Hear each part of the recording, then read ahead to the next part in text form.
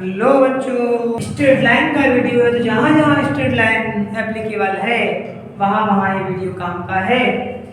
और फिलहाल एनसीईआरटी के सिलेबस को देखा जाए तो 11th क्लास में और चैप्टर नंबर 10 में स्ट्रेट लाइन टॉपिक है। टॉपिक का नाम है स्ट्रेट लाइन, सीधी लाइन, सरल रेखा। और स्ट्रेट लाइन भी ये मेरा पहला वीडियो नहीं, इसके पहले भी मैं 2-3 वीडियो बना चुका हूँ, है ना।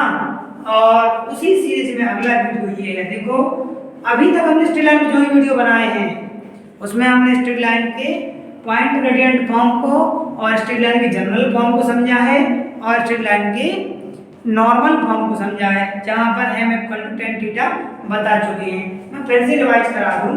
जनरल फॉर्म जो होता है, जो जनरल फॉर्म होता है स्ट्रेट लाइन का, वो होता है y=mx + c, और 2 पॉइंट से पास होने वाली लाइन का होता है y - y1 y - y1 = mx - x1। और यही फॉर्म कई बार ऐसे दिया जाता है बेटा कि y - y1 = tan theta x - x1। एक ही बात है, m क्या होता है tan थीटा। जब थीटा के वन हो तब ऐसे निकालेंगे, जब पॉइंट के वन हो तब ऐसे निकालेंगे। m का एक फॉर्मूला और होता है बेटा y2 - y1 x2 - x1। और अगर ये फॉर्मूला रख दें इसमें तो फॉर्मूला बन जाएगा, यहाँ से देखो, y - y1 y2 - y1 x2 - x1 x - x1। और आप देख रहे होंगे इस पे चर्चा हम कर चुके हैं। when 2 points are given,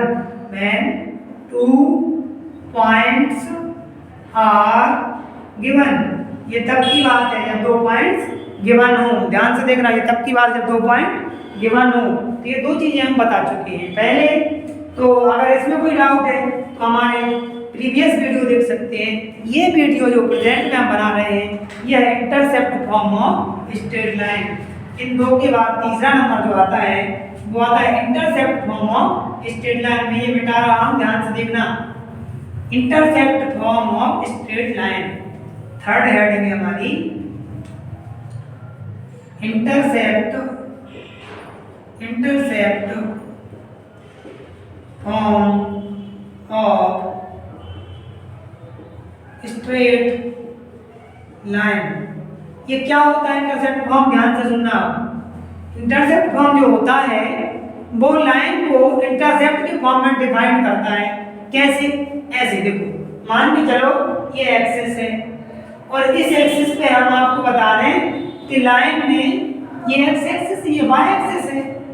x axis पे कट किया है, कट ऑन एक्स एक्सिस, और वो है +5। कितना है? +5। प्लस नहीं लिखते हैं, 5 है। और हम बोलते हैं कट ऑन, ध्यान से सुनना, कट ऑन वाई एक्सिस पे कट किया है, वो है +3। तो आप कहोगे कि सर ये तो ऐसा होगा कि x की वैल्यू आ गई x एक्सिस पे 5, यानी 1 2 3 4 5, और y की वैल्यू आ गई 1 2 3 4 5, तो 3 है ना। तो ये 3, ये हो गया हमारा y पे कट और ये हो गया हमारा x पे कट। क्योंकि ये -3 नहीं है इसलिए नीचे नहीं आएगा, और ये -5 नहीं इसलिए उस तरफ नहीं जाएगा, इस तरफ आएगा। तो अब यहाँ से लाइन पास कराना है तुम्हें। तो एक तरीका तो ये है कि यहाँ से पॉइंट निकालो 3, यहाँ पे 5,0, यहाँ पे 0,3, और उन दो पॉइंट से अगर कायदे से देखा जाए बेटा तो कट ऑन एक्स एक्सिस यही होगा ना, जहाँ पे एक्स की वैल्यू कितनी है?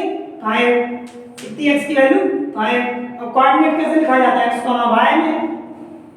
तो x की वैल्यू 5 है तो y की वैल्यू कितनी होगी बेटा? क्योंकि x एक्सिस पे इसलिए 0 ऑन x एक्सिस। देखो, ऑन x एक्सिस, ऑन का मतलब होता है उसी पर, इसलिए दूसरा 0 हो जाएगा। अब यहाँ देखो कट ऑन y 3 है ना, तो x कितना हो जाएगा? 0, और यहाँ क्या आ जाएगा? 0,3। अब अगर इन दो पॉइंट से पास होने वाली लाइन निकाली जाए तो वो लाइन वही आनी चाहिए जो इस फॉर्मूले से आती है। पहले फॉर्मूला देखो क्या है। तो फॉर्मूला है intercept form of straight line का x upon a plus y upon b equal to 1। इसे बहुत अच्छे से नोट कर लो, यही होता है intercept form of straight line. मैं दोनों मेथड से तुम्हें सॉल्व करा रहा हूं इस क्वेश्चन को, तो तुम देखना कि दोनों मेथड से एक जैसा आंसर आएगा, ठीक है। पहला इंटरसेप्ट फॉर्म, जबकि x का इंटरसेप्ट क्या होता है, इंटरसेप्ट ऑफ x होता है उसे बोलते हैं a, और इंटरसेप्ट ऑफ y जो होता है उसे बोलते हैं b। तो यहाँ इंटरसेप्ट ऑफ x की वैल्यू कितनी है बेटा, तो y बेटा वैल्यू 5, तो आ जाएगी a की वैल्यू 5 और b की वैल्यू आ जाएगी बेटा 3। ध्यान से देखो, a की वैल्यू और b की वैल्यू मिल गई। अब इस फॉर्मूले में रख दो, मैं ये मिटा रहा हूँ, ये मैं वहाँ गिवन में लिख चुका हूँ, ठीक है। आप ध्यान से देखो, ये वैल्यू रखो यहाँ, इस फॉर्मूले का यूज करो। तो इस फॉर्मूले का यूज करते हैं अपन, क्या है फॉर्मूला, x अपॉन a, जबकि a की वैल्यू कितनी है 5, तो x अपॉन 5, फिर बीच में प्लस, फिर y अपॉन b, y होता है, b की वैल्यू रखी जाती है, कितनी है b की वैल्यू 3, और यहाँ पे क्या लिखा जाएगा 1। अब इसको थोड़ा सा सॉल्व करो, एलसीएम लो बेटा इनका, कितना आ जाएगा 15, 5 से डिवाइड करो तो कितना आएगा 3, और 3 ऊपर जाएगा, और 3 से डिवाइड करो तो 5 ऊपर जाएगा, और ये 1, 5 यहाँ चला जाएगा 15, तो 3x plus 5y equal to 15। ये आ रहा है आंसर कहाँ से, जबकि वैल्यू इंटरसेप्ट के फॉर्म में दी गई हो तो लाइन का इक्वेशन ये होगा, और ये लाइन कौन सी होगी, तो बेटा ये लाइन होगी ये वाली लाइन। देखो मैं यहाँ पे बनाता हूँ, इसके लिए मेरे पास देखो ये लाइन फिर भी सही बनी है, 0,3 या 5,0 से जाने वाली लाइन का इक्वेशन ये होगा by formula of intercept form, by formula of intercept. अब इसी को अपन प्रूव करेंगे बाय फॉर्मूला ऑफ ग्रेडियंट वाला, जो कि अपन ने पढ़ा था ना 2 पॉइंट वाला। तो पहला पॉइंट क्या गिवन है 0,3, दूसरा पॉइंट क्या गिवन है 5,0। मुझे स्पेस कम लग रहा है यहाँ पर, तो मैं इस डायग्राम को कहीं शिफ्ट कर देता हूँ, थोड़ा सा तुम लोग समझ लेना उसको। कहाँ शिफ्ट करूँ, मैं यहाँ शिफ्ट करता हूँ उस डायग्राम को, ठीक है, फिर बताता हूँ। यहाँ मैं छोटा सा डायग्राम बना रहा हूँ उस लाइन का, ये बना दिया मैंने 5,0, और यहाँ पे है 0,3, ये पॉइंट P है, ये पॉइंट Q है। हमें PQ लाइन का इक्वेशन निकालना है। अब ध्यान से देखना, ये मैं मिटा रहा हूँ, इसे देख लो एक बार, ये कोई चीज बनी है, थोड़ा सा कॉमन सेंस लगाओ। मैं यहाँ दूसरा वाला सिखा देता हूँ तुम्हें। दूसरा वाला फॉर्म क्या था, y minus y1 equal to y2 minus y1, y2 minus y1 upon x2 minus x1, x minus x1। अब जरा ध्यान से देखना, यहाँ पे x1 y1 क्या है, P पॉइंट है 0,3, तो x1 होगा और y1 होगा, वो आएगा यहाँ से, वो आएगा यहाँ से, x1 की वैल्यू 0, y1 की वैल्यू 3, Q पॉइंट है 5,0, तो वो आएगा x2, y2 यहाँ से, ठीक है। अब x1 की वैल्यू 0, y1 की वैल्यू 3, x2 की वैल्यू 5, y2 की वैल्यू 0। इन वैल्यूज को ले जाके इसमें रख दो।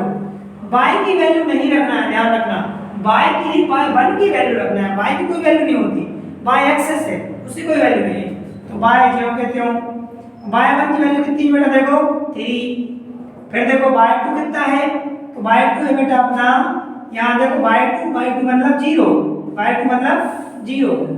ध्यान से देखना, y1 कितना है, y1 मतलब 3, बहुत ध्यान से देखना। अब यहाँ x2 कितना है बेटा, x2 है 5 माइनस x1 कितना है, तो x1 है 0, कितना है 0। और यहाँ देखो x माइनस x1, x कुछ नहीं होता है, x1 देखो, x1 क्या है 0, x1 क्या है 0। अब जरा इसको सॉल्व करो, y माइनस 3 यानी कि y minus 3 equal to 0 minus 3, इसका मतलब माइनस 3, 5 माइनस 0 इसका मतलब 5, और मतलब सिर्फ और सिर्फ x, दोनों जगह ब्रैकेट लगा दिए मैंने। दिख रहा है कि नहीं? हाँ दिख रहा है, बढ़िया दिख रहा है। सिर्फ एक जगह बोर्ड चमक रहा है तो थोड़ा एडजस्ट कर लेना बेटा, है ना, या फिर मैं थोड़ा सा बोर्ड को एडजस्ट कर देता हूँ। चमक रहा है एक जगह, मैंने देख लिया है, चमक रहा है एक जगह।